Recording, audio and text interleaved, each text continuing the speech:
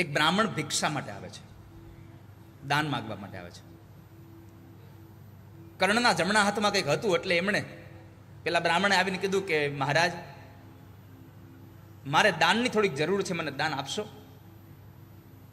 જ્ઞાની બ્રાહ્મણ હતા, વિદ્વાન હતા, તપશ્ચર્યા વાળા હતા. એટલે કર્ણએ ડાબા હાથે પોતાના ગળામાંથી એક સોનાની માળા કાઢી અને દાનમાં આપી. પેલા બ્રાહ્મણે કીધું કે મહારાજ, તમે ભૂલી ગયા લાગો છો, દાન કરવું હોય તો જમણા હાથે કરવું જોઈએ. દાન કરવું હોય તો જમણા હાથે કરાય, ડાબા હાથે ન કરાય. કર્ણએ કીધું કે મહારાજ, તમારી વાત સાચી છે, પણ મારા જમણા હાથમાં માળા છે, એ માળા હું ડાબા હાથમાં લઉં એટલી વારમાં મારો વિચાર બદલી ન જાય, એના માટે મેં ડાબા હાથથી કાઢીને આપી દીધું. તદ્દાનમ સાત્વિકમ શ્રુતમ. તો અમુક અમુક અવસર, અમુક અમુક પાત્ર, અમુક અમુક સમય આપણને બહુ ઓછા મળતા હોય છે. દેશે કાલે જ પાત્રે છે, તદ્દાનમ સાત્વિકમ શ્રુતમ. તો જ્યારે પણ યથાયોગ્ય થાય ત્યારે આપ સૌ દાન આપતા રહેજો. પરમાત્માના ઉત્સવમાં નંદ બાબાએ સૌને દાન આપ્યા છે. સૌ લોકો આનંદ કરી રહ્યા છે. નંદ બાબાએ પિતૃઓનું તર્પણ પણ કર્યું, નાંદી શ્રાદ્ધ કર્યું છે. સમય વ્યતીત થવા લાગ્યો, ભગવાન પડખું ફરતા શીખ્યા. તો બ્રાહ્મણોને બોલાવી અને એવા સમયે નંદ બાબાએ ભગવાનની પૂજા કરાવડાવી છે. બ્રાહ્મણોએ પરમાત્માના એ પાત્ર, એ પરમાત્માના એ રૂપને ત્રાંબાના પાત્રમાં લઈ અને યમુના જળથી ભગવાન પર અભિષેક કર્યો છે. પરમાત્માને સ્નાન કરાવ્યું છે. જેના જેના ઘરમાં ઠાકોરજી બિરાજતા હોય ને, એ નિત્ય ઠાકોરજીને સ્નાન કરાવજો, નિત્ય શૃંગાર કરજો. ઘણા ઘણા લોકોના મંદિરમાં આપણે જોવા જઈને આપણે પૂછીએ કે તમે આ ભગવાનને સ્નાન કેદી કરાવ્યું? તો કે અમારે ઘરે સત્યનારાયણ ભગવાનની કથા હતી ને તેથી કરાવ્યું હતું. ઘણા બધાના ગણપતિ કાળા થઈ ગયા હાવ. કેમ? જે દિવસે ગણેશ ચતુર્થી હોય ત્યારે સ્નાન કરાવ્યું હોય, પછી બીજી વખત આવે તઈ હોય અને મેળાવે. અરે ઘણાના તો ગણપતિ ઉપર કરોળિયા ઝાડા બાંધી ગયા હોય. આપણને થાય કે લોકો મંદિરમાં જ નહીં આવતા હોય.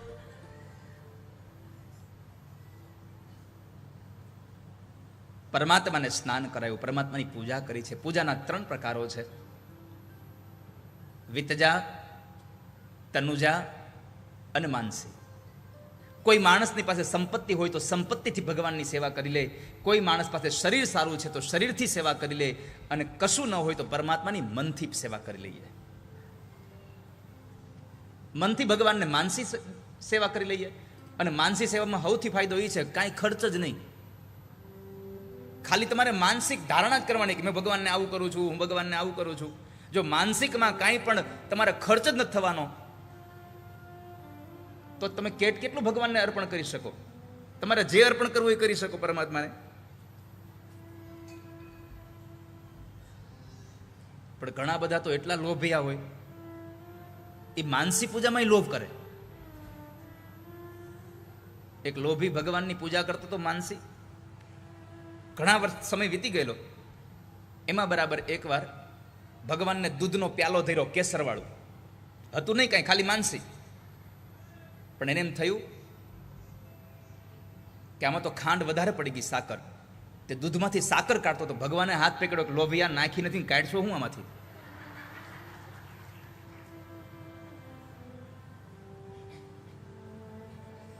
પણ માનસિક રીતે મોટું રહેવું. જેમ બેનો કેમ નથી લગ્ન ગીતમાંથી રહેતા માનસિક રીતે મોટા, લગ્નમાં કેટલી એની માનસિકતા મોટી હોય. કેસર છાટીને લખજો કંકોતરી.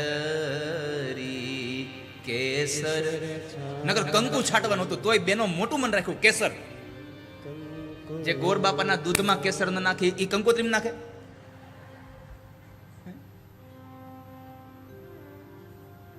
કેટલું મન મોટું રાખે. ઓલો ચાકડો વધાવવા જાય ત્યારે એમાં ઓલા સમિતિના ચોખા લઈને જતા હોય, હાવ કણકી લઈને જતા હોય ચાકડો વધાવવા. તમારા ઘરમાં નાનું બાળક હોય, એકાદ મહિનાનું, 2 મહિનાનું, અને એને જેમ તમે લાડ લડાવો ને, એવી જ રીતે પરમાત્માને લાડ લડાવશો ને તો ઠાકોરજી પ્રસન્ન થઈને તમારી બધી ઈચ્છાઓ સંપન્ન કરવા વાળા બનશે. ભગવાનને રાજી કરો. અને દુનિયામાં રાજી કરવાની ઈચ્છા થાય તો પરમાત્માને કરજો. બાકી કોઈને રાજી કરવાની ઈચ્છા રાખી તો એક રાજી થશે તો 2 રિસાઈ જશે. રાજી જ કરવા છે તો ભગવાનને કરો, રાજી કરવી છે તો માને રાજી કરો. પ્રભુને રાજી કરીએ,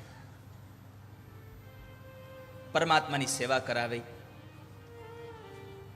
નજર ન લાગે શ્યામ સુંદરને, ટપકા કરી દઉં ગાલમાં. નજર ન લાગે શ્યામ સુંદરને, ટપકા કરી દઉં ગાલમાં. નજર ન લાગે મારા શ્યામ સુંદરને, હું ટપકા ગાલમાં કરી દઉં છું.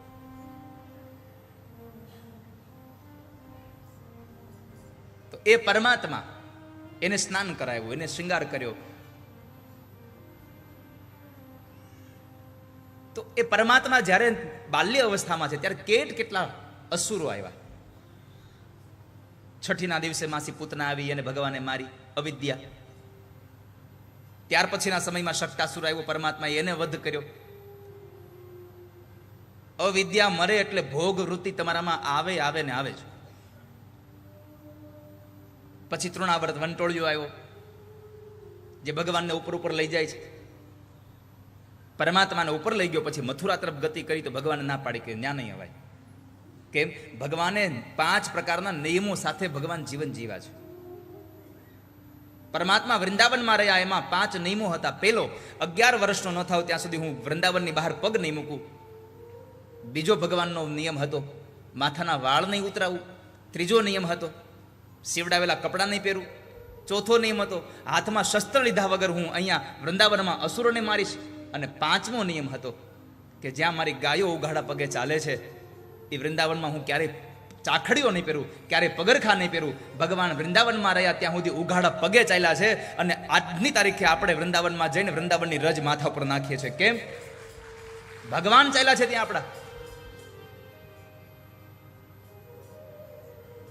એ રમણ રેતીમાં આપણે આળોટીએ છીએ. એ રમણ રેતીમાં આપણે જઈને એની મુઠ્ઠા ભરી નાખતા માથે. ભગવાન ખુલ્લા પગે ચાલ્યા હતા. યમુનાનું પાન કરતા હોઈએ. રમણ રેત મેં લોટ્યો નહીં, કિયો ન યમુના પાન. વો નર મૂર્ખ ક્યાં સમજે, બ્રજ કો તત્વ મહાન. વ્રજનો મહિમા ક્યારે સમજાય? જ્યારે કોઈ માણસ વ્રજમાં ગયો હોય. અને એટલા માટે આજે આપણને વૃંદાવન હજી ગમે છે. આપણને વૃંદાવનમાં જવું ગમે છે.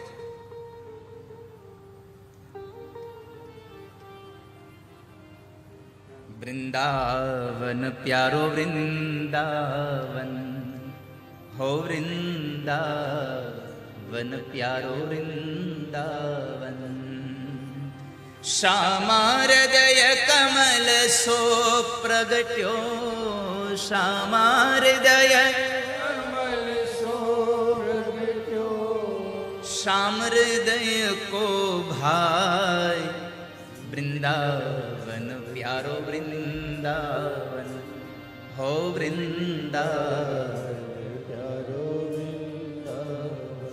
અરે એને છોડો, મારું વન રાવન છે રૂડું,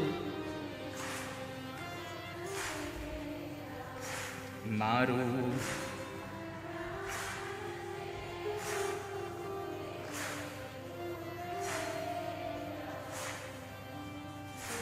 વનરાવન રૂડું છે, મારે વૈકુંઠ નથી જોઈતું. હવે વિચાર કરો, જેને વનરાવન સાથે આટલી પ્રીત છે એને વૈકુંઠની ઈચ્છા નથી.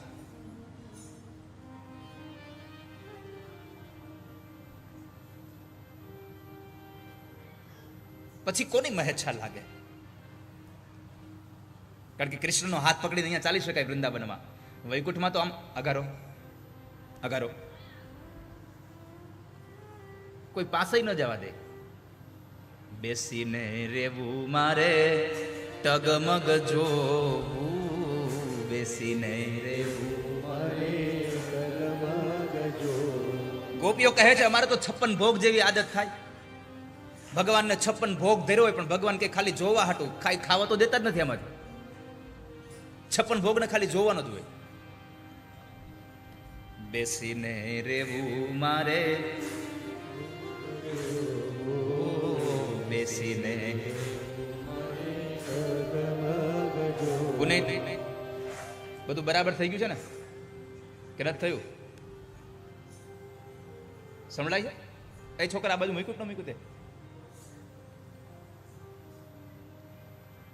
આજે રાજકોટથી અમારો રાસડિયા પરિવાર બધો આવ્યો છે એટલે એકવાર એમને તાળીઓથી વધાવીએ બધાને. આવતી 30 તારીખે એટલે કે 30 ઓક્ટોબર, સપ્ટેમ્બર નહીં, 30 ઓક્ટોબરે રાજકોટમાં કથા છે. મોટા મહુવામાં છે, 150 ફૂટ રિંગ રોડ ઉપર મોટા મહુવામાં કથા છે. અને જેને કથા સાંભળી ગઈ ને એને એડ્રેસ ન આપે ને તોય ગમે ત્યાં ઊંઘીને પૂકી જાય, એને સુગંધ જ આવ્યા કરે. રાસડિયા પરિવાર આખો ભગવાનને શ્રીફળ આપવા માટે આવ્યો છે. એકવાર ખૂબ તાળીઓથી એને વધાવીએ. અને આજે છઠ્ઠા નોરતે તમે જેટલા અહીંયા ભક્તો બેઠા છો બધાને અમે આમંત્રણ તો આપીએ છીએ કે કમસે કમ એક દિવસ તમે બધા કથામાં આવજો. કથાનો સમય બપોરે 3નો છે. રોજ બપોર પછી કથા છે. સવારમાં કામ કરી બપોરે જમીન પછી ઘરે જ નીકળજો.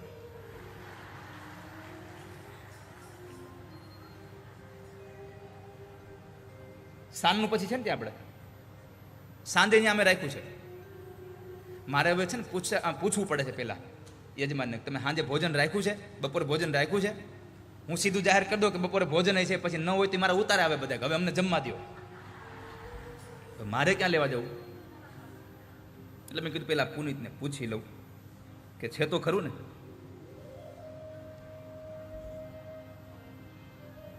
તો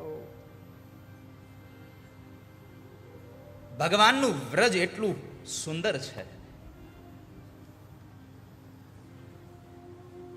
કે તમે બધા જ કદાચ અમારી યાત્રામાં ન આવો તો કાંઈ નહીં, પણ મારી તમને એટલી તો પ્રાર્થના છે કે તમારો શ્વાસ બંધ થાય ને એના પહેલા એક વખત તમે વૃંદાવન જાજો. વૃંદાવન એકવાર જાજો. તમને જ્યારે સમય મળે ત્યારે વૃંદાવન જાજો. પરમાત્મા તૃણાવર જેવા રાક્ષસોનો પણ નાશ કરે. માને 14 બ્રહ્માંડના દર્શન મુખારવિંદમાં ભગવાને કરાવ્યા. માને મોહ થયો પણ પરમાત્માએ માયાની ચાદર ઉડાડી. પછી તો ભગવાનના નામકરણ સંસ્કારની લીલા બતાવી. અનેક એવી ભગવાનની દિવ્ય લીલાઓ બતાવી. પરમાત્માનું નામકરણ સંસ્કાર કરવા માટે ગર્ગાચાર્ય ઋષિ આવ્યા હતા. એણે નામકરણ સંસ્કાર કર્યું. ભગવાનના અનેક નામો છે. જેવા જેવા કામ ભગવાન કરશે એવી એવી ભગવાનની લીલાઓ હશે, એવા એવા ભગવાનના નામ પડશે. પરમાત્મા વસુદેવના દીકરા છે એટલે વાસુદેવ પણ કેવા છે.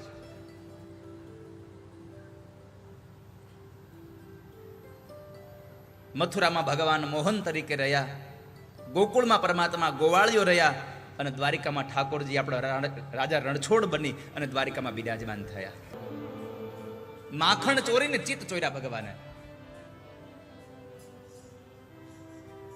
તો પરમાત્માએ માખણ લીલાઓ કરી, દાન લીલાઓ ભગવાને કરી. ત્યાર પછી સમય આમને આમ વ્યતીત થવા લાગ્યો. એમાં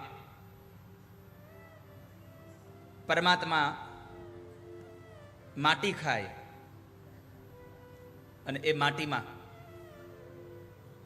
દાઉ દાદાએ જેને માને કહ્યું, માં કનૈયાએ માટી ખાધી છે. માં એ ભગવાનને બોલાવ્યા. ભગવાનને મોઢું ખોલવા માટે કહ્યું. ભગવાનના મોઢામાં જોયું તો બીજી વાર ભગવાને 14 બ્રહ્માંડના દર્શન કરાવ્યા. પણ માને પુત્ર ભાવ મટી ગયો એટલે પરમાત્માએ માયાની ચાદર ઉડાડી દીધી. સદ્યો નષ્ટ સ્મૃતિર ગોપી સારોપ્યા રોહમાત્મજમ પ્રવૃદ્ધ સ્નેહ કલિલ હૃદયાસિદ યથા પુરા. આવો રામભાઈ મોકરિયા સાહેબ આવ્યા છે, એકવાર એને પણ તાળીઓથી વધાવીએ.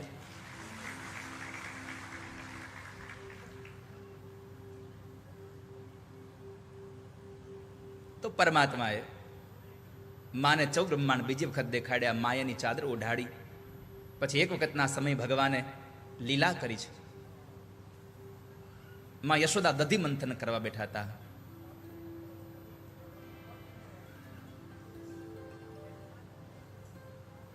માં યશોદા દધી મંથન માટે બેઠા છે. કેમ? તો કહે છે કે બધાના ઘરમાં જઈને માખણ ખાય છે મારો છોકરો, મારા ઘરમાં કેમ નથી ખાતો?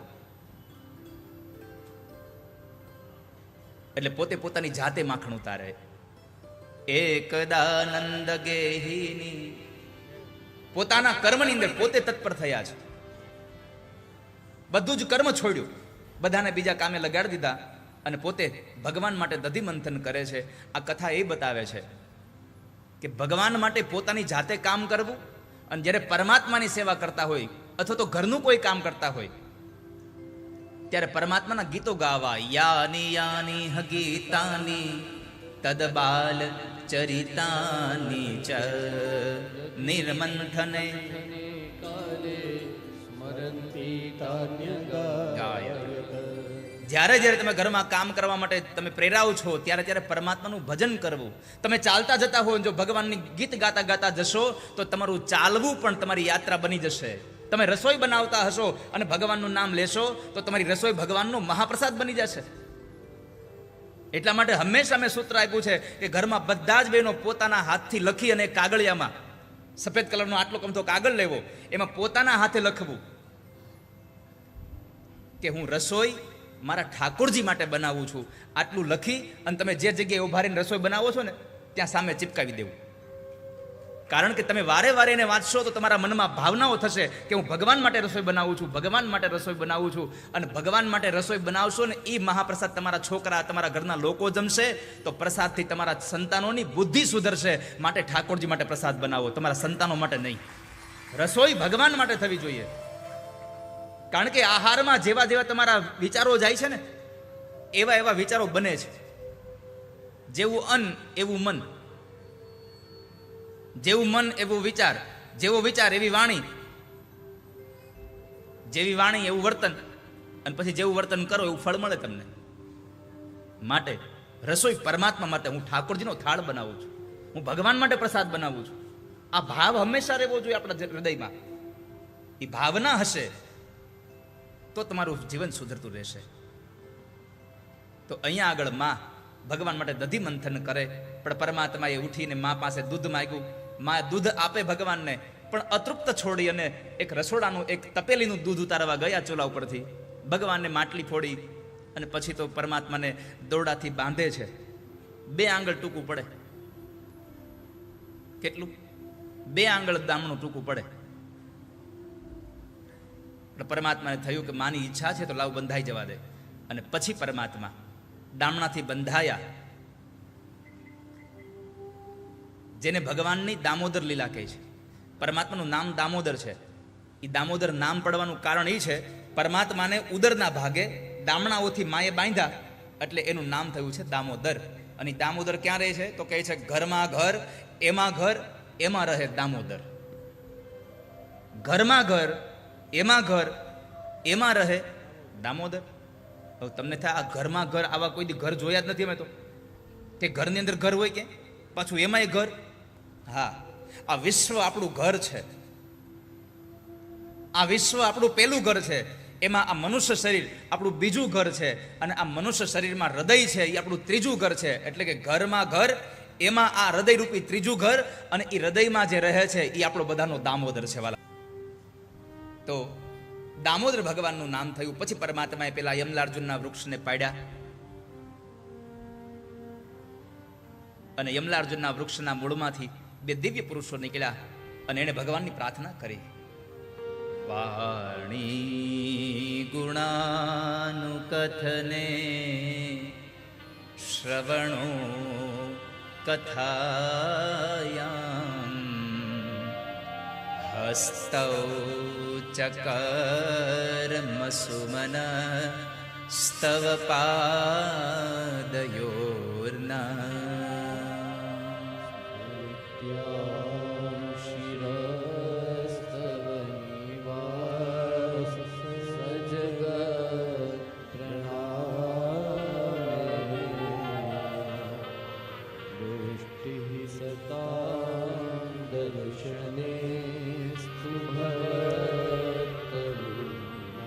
ભવતનું નામ.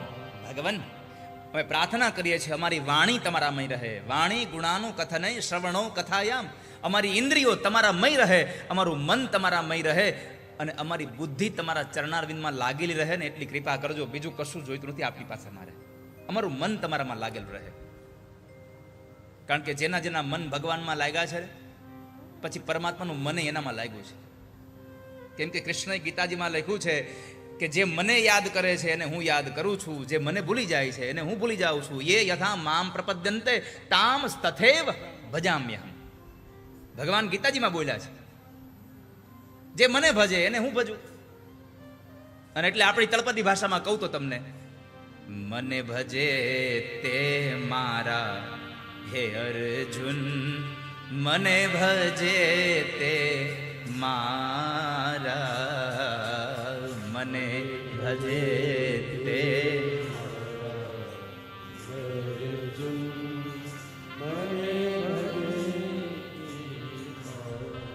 પછી તો પરમાત્માની અનેક લીલાઓની કથાઓ કરી, ભગવાને ગોવર્ધન લીલા કરી, સૌને આશ્રય આપ્યો.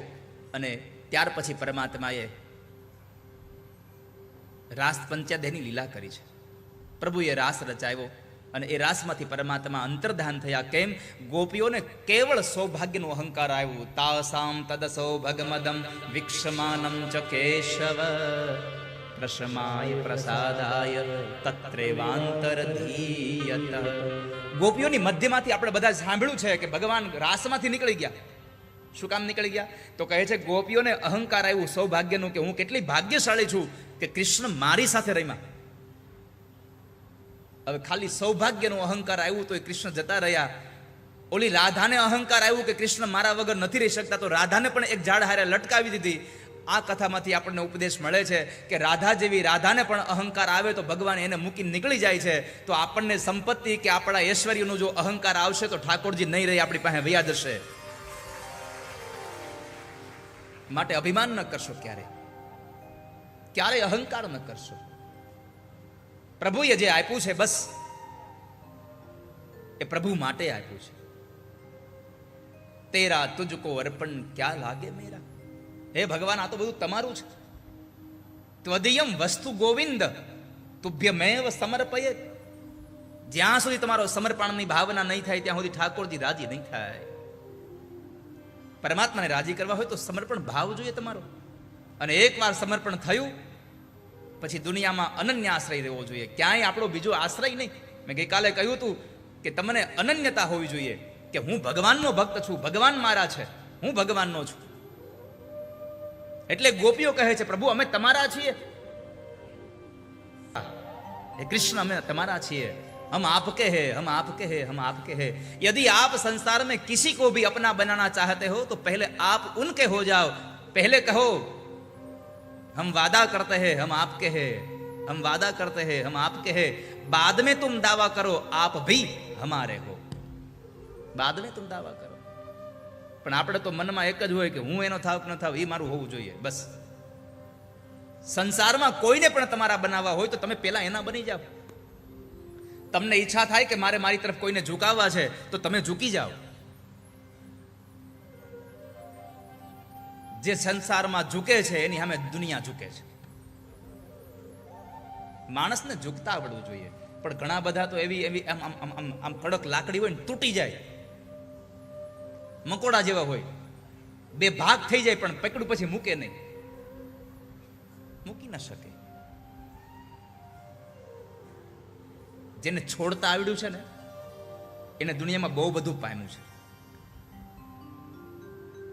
જિંદગીનું એક સૂત્ર યાદ રાખજો, જે તમારું છે એ તમારી પાસેથી ક્યારેય જશે નહીં અને જે તમારું નથી એ તમારી પાસે કોઈ દિવસ રહેશે નહીં. આ સૂત્ર યાદ રાખવું જીવનમાં. કોઈ પણ વસ્તુ આવીને જીવનમાંથી જાય તો સમજવું આ મારું નહોતું એટલે વયું ગયું. જેટલું મારા નસીબમાં હતું એટલું મને મળ્યું, જેટલું નહોતું એટલું જતું રહ્યું. અને જે નથી એના માટે ખાલી પુરુષાર્થ કરવો. ન મળે તો દુઃખી ન થવું, કારણ મારા ભાગ્યમાં નહીં હોય તો ન મળ્યું, મારું નહોતું. જેને સહજતાથી છોડતા આવડે ને એ દુઃખી ન થાય ક્યારેય.